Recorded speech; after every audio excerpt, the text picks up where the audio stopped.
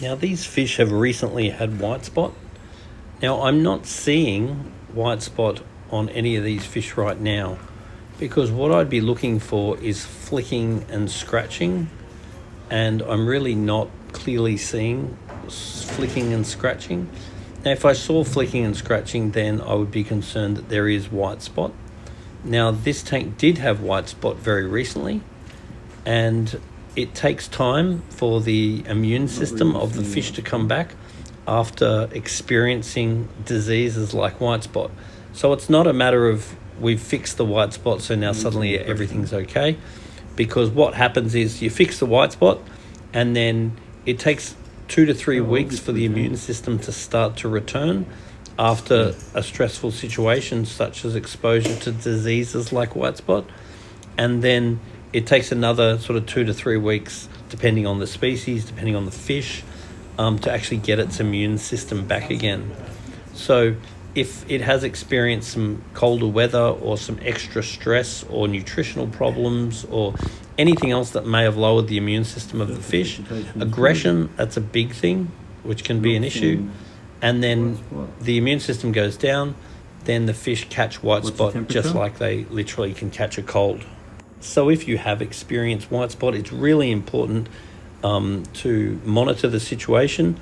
And once you're not seeing any signs of the white spots or the flicking and scratching, you really want to wait 1, preferably 2 months before considering any other new fish for the aquarium. Otherwise, there is a likelihood that they're going to catch the white spot as well. So doing whatever you can to make sure that your skimmers are functioning, your RO's functioning, your filters are all functioning, and your temperature is correct, your salt level's correct, all your normal stuff, because it's 50% water quality and 50% food quality. So making sure they're getting good quality food in a non-stressful environment, and then with time, their immune system should come back again. And then a month or 2 months after everything looks fine, at that point you can consider new fish again. But keeping the salt level on the low side while you're experiencing white spot is also a really good idea.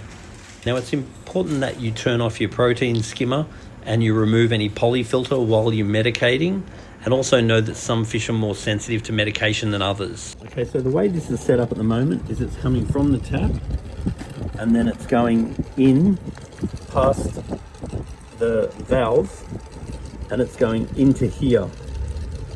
And it actually should be going from here into here, because that's the pre-filter and that says flow.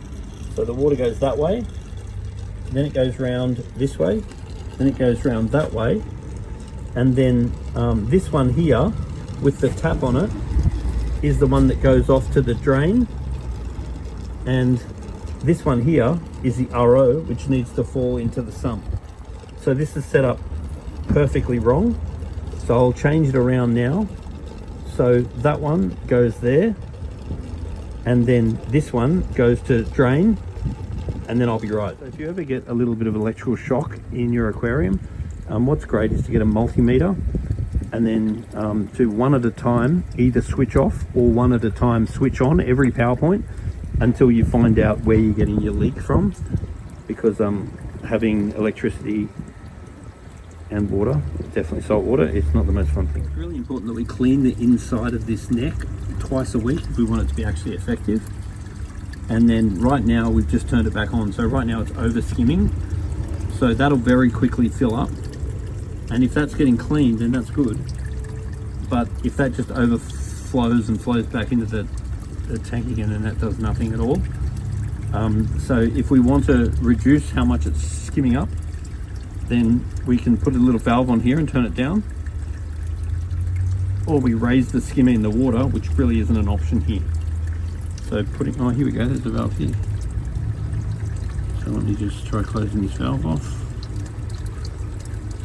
and that seemed to do nothing. So there is a valve there, but it's not doing anything.